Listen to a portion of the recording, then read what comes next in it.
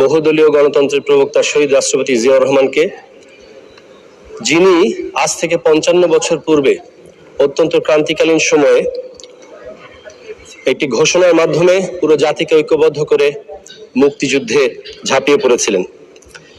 আপনার মাধ্যমে আমি শ্রদ্ধার সাথে স্মরণ করতে চাই, যিনি এই বাংলাদেশের পক্ষের শক্তি হিসেবে কাজ করতে গিয়ে ফ্যাসিস্টের নির্যাতনে, সহযোদ্ধাদের যখন নিজের দলের পরিচয়ের মার্কা ছিল না, তখন এই আইডেন্টিটি ক্রাইসিসের মুহূর্তে নিজ দলের প্রতীক ধানের শীষ তাদের হাতে তুলে দিয়ে আইডেন্টিটি প্রদান করেছিলেন সে প্রয়াত দেশনেত্রী বেগম খালেদা জিয়া।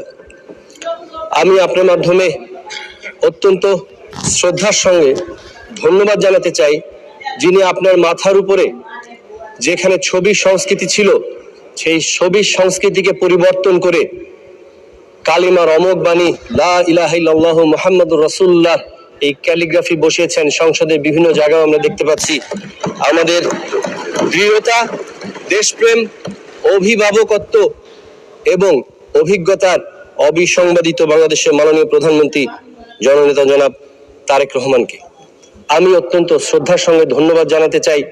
আমার নির্বাচনী এলাকা ৩২ গাইবান্ধা ৪ গোবিন্দগঞ্জ আসনের আপামর জনসাধারণকে, যারা দ্বিতীয়বারের মতো নির্বাচিত করে আমাকে ভোট দিয়ে এই মহান সংসদে কথা বলার জন্য পাঠিয়েছেন। মাননীয় স্পিকার, আমি বিষয়বস্তুতে যাওয়ার আগে একটা ছোট্ট কথা বলবো। আপনাকে অত্যন্ত ধন্যবাদ দিচ্ছি এবং শুভকামনা জানাচ্ছি।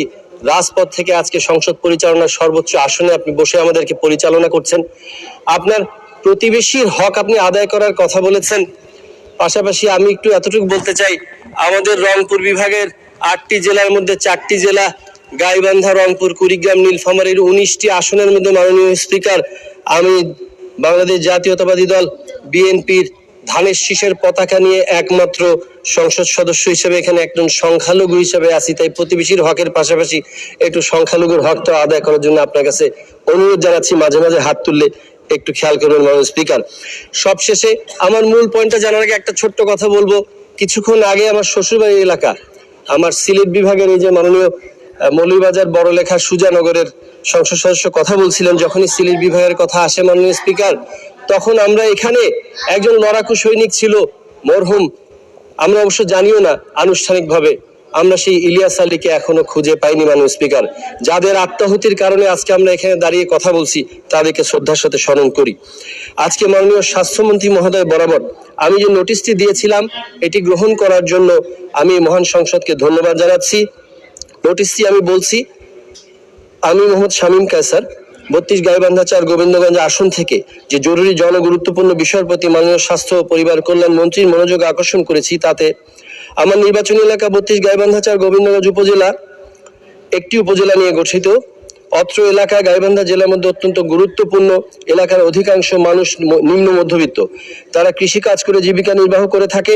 তাদের চিকিৎসার জন্য একমাত্র এই উপজেলা হাসপাতাল, তারা দূরে গিয়ে তাদের চিকিৎসা করতে পারে না।